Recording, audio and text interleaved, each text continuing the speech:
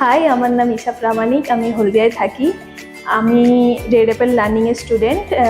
আমি কলেজের সূত্রে রেড অ্যাপেল লার্নিংয়ে আসি, জানতে পারি রেড অ্যাপেল লার্নিংয়ের কথা।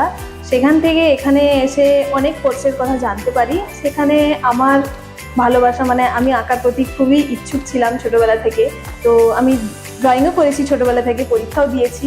তারপর আমার মনে হয়েছে আমি কোডিংয়ের থেকে গ্রাফিক্স এবং ইউআইএক্সে গেলে আমার লাইফটা সেটেল হবে, আমি সুন্দরভাবে ওটাতে এগোতে পারবো।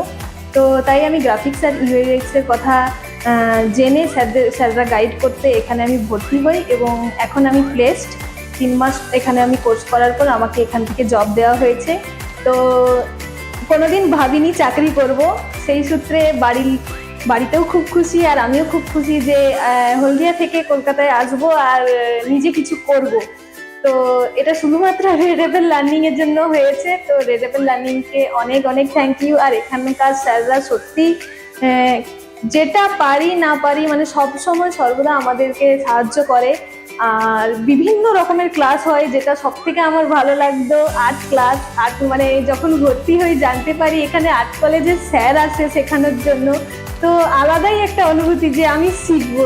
আমি কোনোদিন আর্ট কলেজের স্যারের কাছে শিখিনি, তো স্যার আরো বেটার জানবে আমার কাছ থেকে, ওখান থেকে আমি ভালো শিখতে পারবো।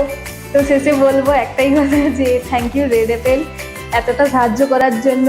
যেটা জীবনের স্বপ্ন দেখেছিলাম সেটা সত্যি করার জন্য মন থেকে থ্যাংক ইউ রেড অ্যাপেল।